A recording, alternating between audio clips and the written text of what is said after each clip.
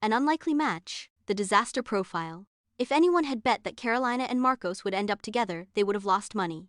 A lot of money. She was a high school literature teacher, a cat lover, a Jane Austen fanatic, and a fan of lists.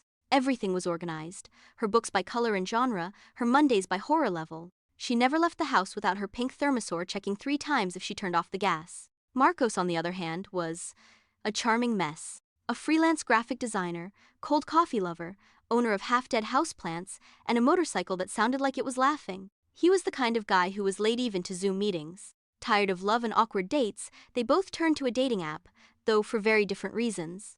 Carolina's profile had a formal photo, straight on, contained smile, white background. Her bio read, book lover, rain admirer, deep conversation enthusiast. If you don't know who Mr. Darcy is, this probably won't work. Marcos's profile was less polished. A badly framed selfie, sunglasses indoors, and the bio, graphic designer with Thai phobia. Once adopted a cactus, it died of too much love. Looking for someone who'll tell me when I have cilantro in my teeth. By some divine glitch in the algorithm, they matched. The first message, and the cat intruder, Carolina messaged first. Hi Marcos. The cactus thing caught my attention.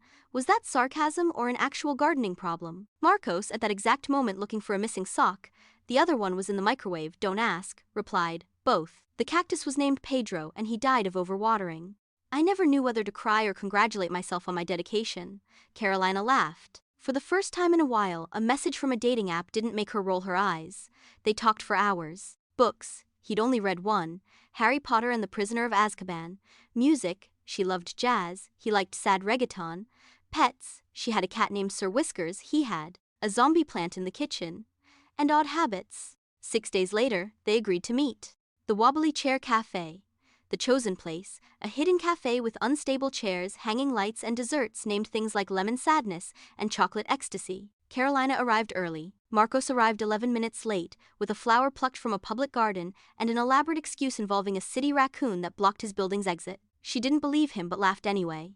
Seeing her, Marcos thought she looked like she'd walked out of a black and white film. She thought he looked like he came out of a 90s cartoon.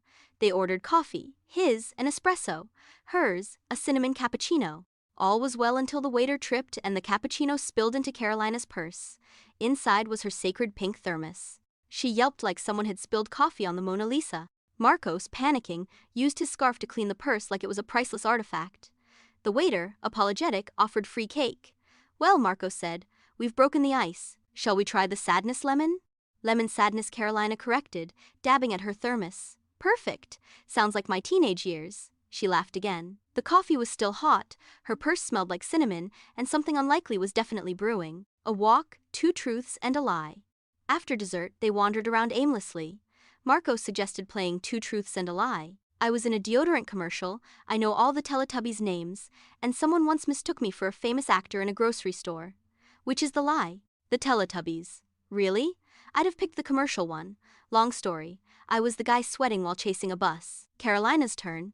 I collect themed mugs. I fainted in a museum from an overwhelming painting, and I've never had sushi. Lie? The fainting. Seriously? I pictured you dramatically collapsing in front of a Monet. It was a Klimt, actually, not a lie. They stood in silence for a moment. The night was warm. And weird. Just like them. 37 lost messages and a big misunderstanding. The following days were a mix of sweet texts and suspicious silence. Then Carolina suddenly stopped replying. Marcos waited. 1 day, 2, 3. Then finally messaged her. Did your cat eat you? Did I offend the pink thermos? Hours later, Carolina replied furiously.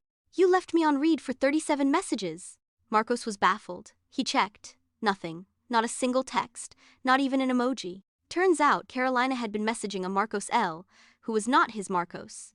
Well, he replied, I hope that Marcos also murdered a cactus. She apologized so many times that even Sir Whiskers came over and nuzzled her head as emotional support. And they started texting again.